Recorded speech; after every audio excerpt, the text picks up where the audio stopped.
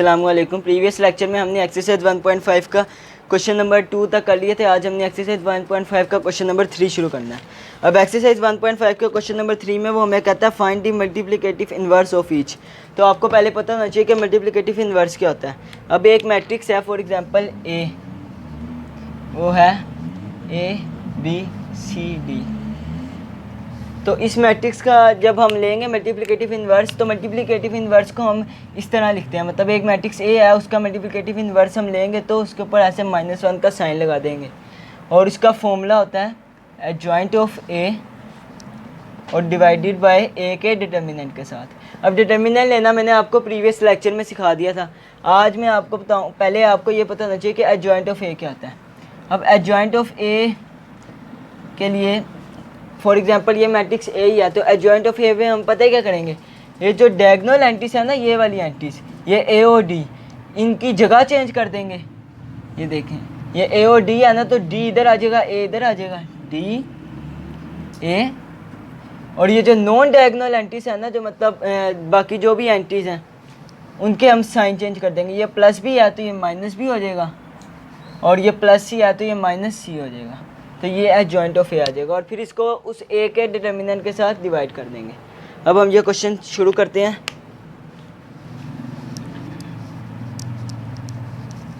अब question number 3 का जो पहला पार्ट है वो है a इज इक्वल टू -1 3 2 0। अब हमने इसका इन्वर्स फाइंड करना है। पहले हम लिख लेंगे ए का इन्वर्स क्या निकलेगा, एडजॉइंट ऑफ ए, और डिवाइड कर देंगे इसको ए के डिटर्मिनेंट के साथ। तो हम पहले डिटर्मिनेंट लेंगे। अगर डिटर्मिनेंट जो है वो सिंगुलर हुआ, मतलब डिटर्मिनेंट का आंसर 0 आया, तो ये मतलब ये सोल्व ही नहीं हो सकता, इन्वर्स फाइंड ही नहीं हो सकता। इसलिए हम पहले डिटर्मिनेंट लेंगे, ए का डिटर्मिनेंट। अब ए के डिटर्मिनेंट में मैंने आपको बताया था कि ब्रैकेट दूसरी तरह लगाते हैं, पहले वैल्यूज लिख देंगे -1 3 2 0।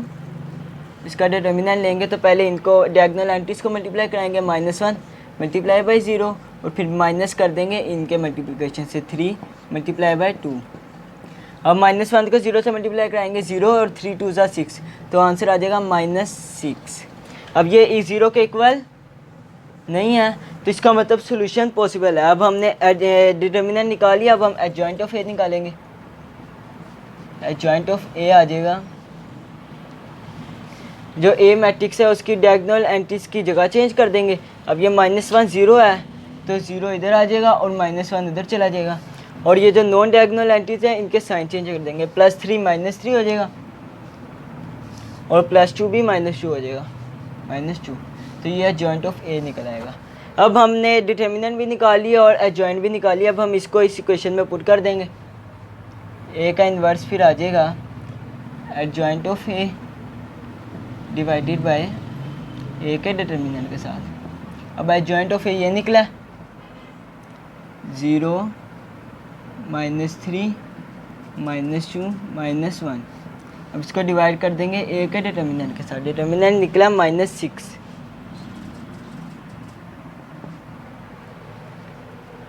अब अंदर हर एंट्री के साथ डिवाइड कर देंगे।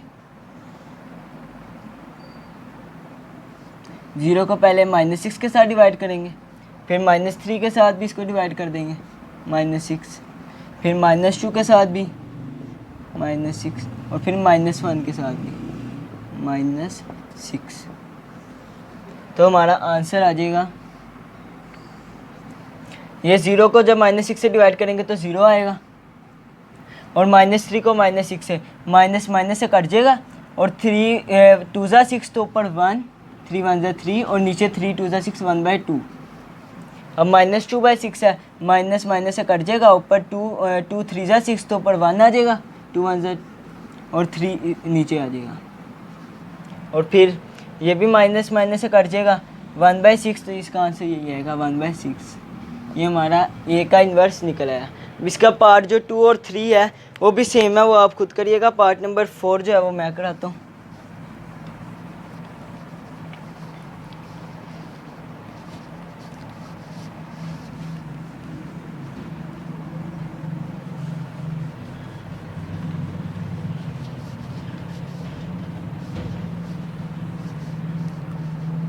इसका पार्ट नंबर 4 है d इज इक्वल टू 1/2 3/4 1 2। अब पहले हम डिटर्मिनेंट निकालेंगे। d का डिटर्मिनेंट 1/2 3/4 1 2। डायगोनल को पहले मल्टीप्लाई कराएंगे 1/2 multiply by 2 minus 3/4 multiply by 1। अब ये 2 2 से कट जाएगा, इधर आ जाएगा 1 माइनस 3/4 इससे ऐसे ही आ जाएगा, मल्टीप्लाई बाय 1 करेंगे 3/4 ही आएगा। अब हम 4 का नीचे पहले एलसीएम लेंगे तो नीचे एलसीएम निकलेगा 4 और यहाँ पे आ जाएगा 4। अब 4 से जब मल्टीप्लाई कराएंगे तो 4 1 ज़ा 4 माइनस 3, तो आंसर आएगा 1/4। अब ये ज़ीरो के इक्वल नहीं है तो इसका मतलब ये सॉल्यूशन पॉसिबल है। अब हम एडजॉइंट ऑफ डी निकाल लेंगे। अब एडजॉइंट ऑफ डी निकालेंगे तो इनकी जगह चेंज कर देंगे, डायगोनल एंटीज की 2 1/2 और इनके साइन चेंज कर देंगे, -3/4 और -1 -3/4 -1। अब हम निकालेंगे डी का इन्वर्स। डी का इन्वर्स कैसे निकलेगा, ऊपर adjoint of D divided by D के डिटर्मिनेंट के साथ। एडजॉइंट ऑफ डी ये निकला 2 -3/4 -1 1/2 डिवाइडेड बाय 1/4 4। अब 1/4 को सबके साथ अंदर डिवाइड करा देंगे। अब 1/4 को 2 से कराएंगे 2 डिवाइडेड बाय 1/4, फिर -3/4 को -3/4 डिवाइडेड बाय 1/4, ये 4 इस 4 से कट जाएगा। फिर -1 को डिवाइड करेंगे -1 डिवाइडेड बाय 1/4 और 1/2 डिवाइडेड बाय 1/4 निकल आया। तो मैं ये आगे जो है इधर साइड पे करा देता हूँ। अब ये जो 2 और 4 है, ठीक है, ये 4 नीचे डिवाइड हो रहा है, ये ऊपर आके मल्टीप्लाई हो जाएगा। तो जब ऊपर आके मल्टीप्लाई होगा तो 4 2 ज़ा 8 तो मल्टीप्लाई बाय 4। अब ये 4 4 से कट गया, यहाँ पे -3 रह गया। नीचे 1 है लेकिन 1 नीचे लिखे ना लिखे वो ऐसे ही -3 आ जाएगा। और ये 1/4 है, ये भी 4 नीचे डिवाइड हो रहा है, ये ऊपर आके मल्टीप्लाई हो जाएगा, -1 मल्टीप्लाई बाय 4। और ये 1/2 जो 4 के साथ डिवाइड हो रहा है, ये 1 ये 2, ये 2 पर आके 1 से मल्टीप्लाई तो आ जाएगा 1 मल्टीप्लाई बाय 2। हमारा आंसर आ जाएगा 4 2 ज़ा 8 -3 4 1 ज़ा -4 और 2 1 ज़ा 2। ये हमारा आंसर आ जाएगा। अब इसका जो है क्वेश्चन नंबर 4 करते हैं।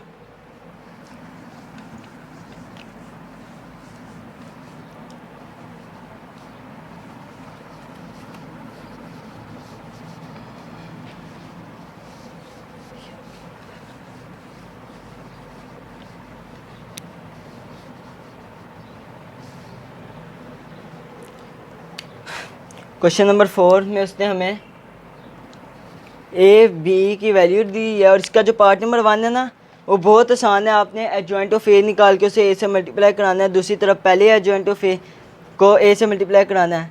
ये पार्ट जो है ना ये आप खुद करेंगे। इसका पार्ट नंबर 2 जो है वो ज़्यादा इंपॉर्टेंट है और वो पेपरों में भी आ जाता है, इसलिए मैं पार्ट नंबर जो है ना 2 कराता हूँ। पार्ट नंबर 2 है बी मल्टीप्लाई बाय बी के inverse is equal to identity matrix is equal to B inverse B. इसमें असल में वो हमें कह रहा है कि ये जो तीनों जो आंसर निकलेगा ना तीनों का वो एक ही आंसर होगा। सबसे पहले तो ये देख लेते हैं आइडेंटिटी मैट्रिक्स क्या है। आइडेंटिटी मैट्रिक्स मैंने आपको 1.1 में या 2 में कराया था। आइडेंटिटी मैट्रिक्स अब ये 2 ऑर्डर हैं, इसमें सारी एंट्रीज 2 में है तो आइडेंटिटी मैट्रिक्स निकलेगा। जो डायगोनल एंट्रीज होगी उसका वैल्यू 1 आएगी और नॉन डायगोनल 0। ये होता है आइडेंटिटी मैट्रिक्स। आइडेंटिटी मैट्रिक्स आ गया। अब हम ये फाइंड करते हैं b मल्टीप्लाई बाय b के इन्वर्स से। अब जो b की वैल्यू उसने हमें गिवन की या b की वैल्यू है 3 - 1 2 - 2। तो हम पहले अब b का इन्वर्स निकाल लेंगे। b का हमारा b इन्वर्स में क्या आएगा, adjoint of E b divided by b के डिटर्मिनेंट से। पहले b का डिटर्मिनेंट निकाल लेते हैं। b का डिटर्मिनेंट इक्वल टू b की वैल्यू क्या है 3 - 1 2 - 2। डायगोनल को इनसे 3 multiply by -2 minus 2 multiply by -1 2 multiply by -1। अब इनको मल्टीप्लाई कराएंगे तो हमारा आंसर आएगा 3 मल्टीप्लाई बाय -2 3 2 = 6 -6 और 2 1 = 2, लेकिन -2 जो इस माइनस से कट के प्लस हो जाएगा -6 + 2, तो हमारा आंसर आएगा -4। अब ये ज़ीरो के इक्वल नहीं है तो इसका मतलब ये सोल्यूशन पॉसिबल है। b का डिटर्मिनेंट निकला है। अब एडजॉइंट ऑफ b निकालते हैं। एडजॉइंट ऑफ b आ जाएगा।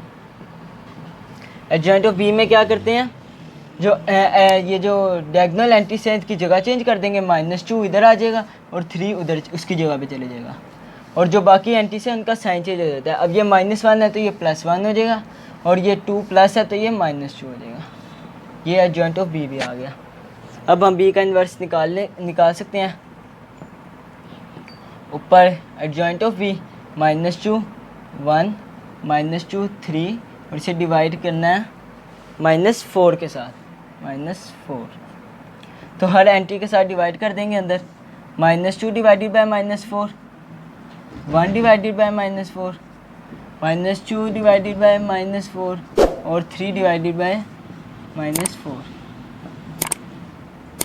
माइनस माइनस से कट जाएगा, ऊपर 1 नीचे 2 1/2। ये भी माइनस माइनस से कट जाएगा, 2 1 = 2 2 2 = 4 तो 1/2।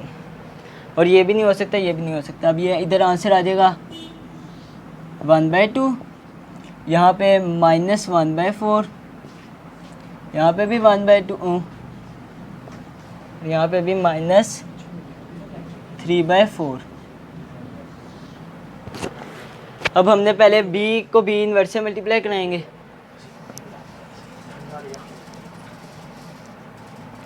b मल्टीप्लाई बाय b के इन्वर्स से,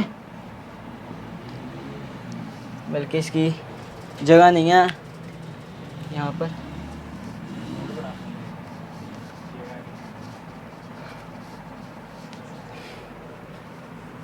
यहाँ पे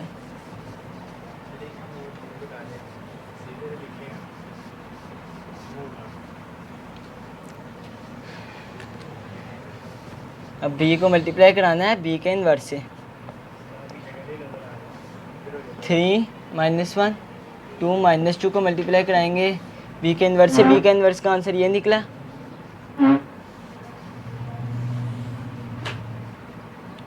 -1/2 -1/4 डिवाइडेड बाय -3/4। इनको मल्टीप्लाई कराएंगे। पहले रो को पहले कॉलम के साथ 3 मल्टीप्लाई बाय 1/2 और प्लस -1 मल्टीप्लाई बाय 1/2। उसके बाद पहली रो को दूसरे कॉलम के साथ, ये जो b का इन्वर्स निकला है ये मैंने यहाँ पे साइड पे लिखा हुआ, बाकी ना जगह नहीं है वाइट बोर्ड पे, तो इसलिए मेरे इसका अब मल्टीप्लाई बाय पहली रो को दूसरे कॉलम के साथ 3 multiply by -1/4 plus -1 multiply by -1 multiply by -3/4।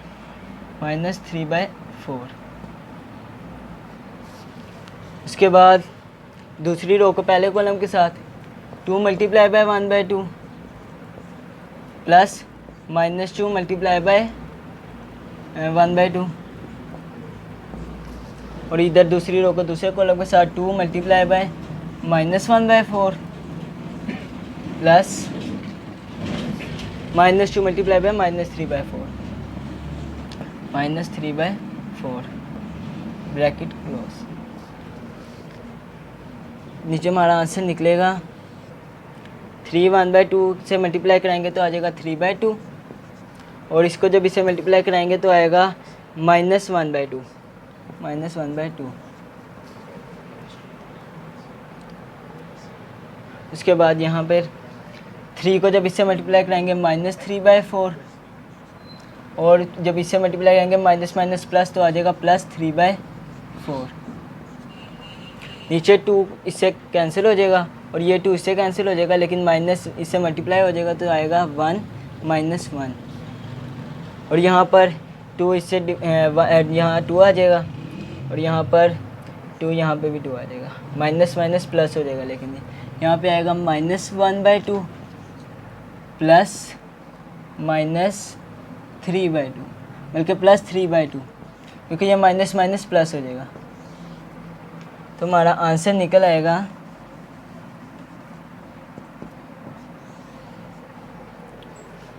3/2 -1/2। नीचे 2 ऐसे आ जाएगा एलसीएम में 3 -1 और यहाँ पर 4 नीचे ये तो ऐसे ही कैंसिल हो जाएगा, -3/4 और +3/4 यहाँ पे 0, यहाँ पर 1 -1 यहाँ पे भी 0 और ये -1/2 +3/2 -1 +3 और नीचे 2, 3 -1 2/2 आ जाएगा और 2 से कैंसिल, यहाँ पे 1 आ जाएगा 1, ये 0 ये 0 -1 1 +3 2/2 आ जाएगा और 2 से कैंसिल फिर 1 आ जाएगा 1 0 0 1।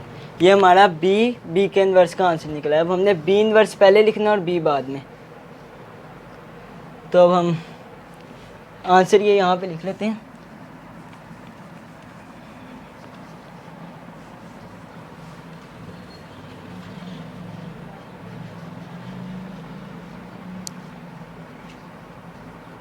अब बी को जब बी इन्वर्स से मल्टीप्लाई कराया तो ये आंसर आया।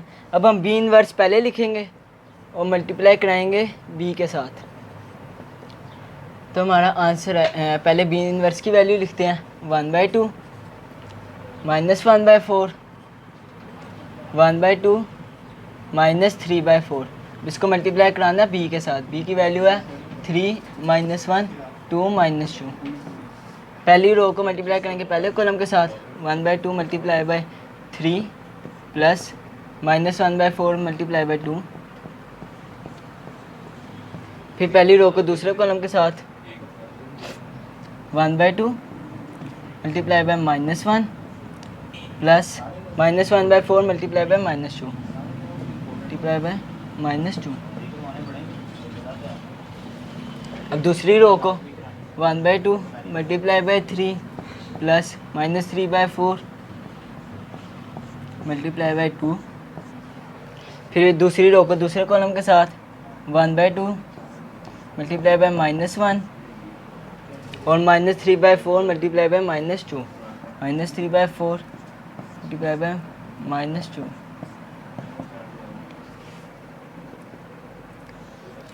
ये 3/2 आ जाएगा और ये 2 को जब इससे मल्टीप्लाई कराएंगे, बल्कि ये 2 यहाँ पे 2, तो आंसर आएगा -1/2। उसके बाद यहाँ पे -1 इससे मल्टीप्लाई होगा तो -1/2 आ जाएगा और जब ये माइनस माइनस प्लस हो जाएगा, प्लस ये 2 इससे कट गया, यहाँ पे 2 तो आ गया +1/2। अब नीचे 3/2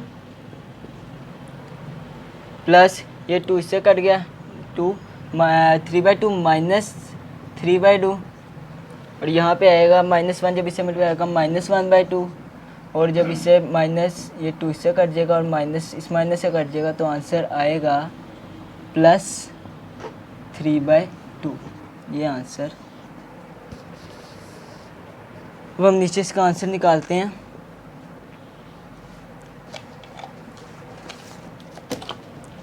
-3/2 -3/2 नीचे 2 एलसीएम आ जाएगा और 3 -1 आ जाएगा 2। 2/2 क्या होता है, ये देखो मैं साइड पे आपको दिखाता हूँ, ये है 3/2 -1/2। नीचे 2 एलसीएम ऊपर आ जाएगा 3 -1 ऊपर 2 नीचे 2, ये कैंसिल 1 आंसर ही आएगा। तो यहाँ पे आ जाएगा 1, ये -1/2 ये ऐसे ही कर जाएगा, यहाँ पे 0, 3/2 -3/2 ये भी ऐसे ही कर जाएगा, यहाँ पे भी 0, और -1/2 + 3/2 इसका आंसर भी ऐसे ही आएगा। ये -1/2 + 3/2, नीचे 2 एलसीएम, ऊपर -1 + 3 कितना होता है 2/2, तो ये भी आंसर 1 ही आएगा 1। तो B इनवर्स B का आंसर क्या निकला है 1001, और जो हमने पहले निकाला था B × B इनवर्स उसका आंसर भी यही आया था।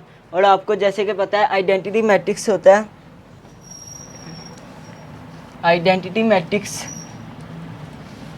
मैट्रिक्स जैसे मैंने 1.2 में आपको पहले समझाई थी। आइडेंटिटी मैट्रिक्स में डायगोनल मैट्रिक्स जो होता है उसका आंसर 1 होता है, और जो नॉन डायगोनल होती हैं वो सारी 0 होती हैं। तो ये identity matrix B inverse B और B इनवर्स तीनों का आंसर सेम आया है। इसका मतलब जो B इनवर्स जो है वो इसके ये तीनों आपस में इक्वल हैं। उम्मीद है आपको आज का लेक्चर समझ में आया होगा। अल्लाह हाफिज़।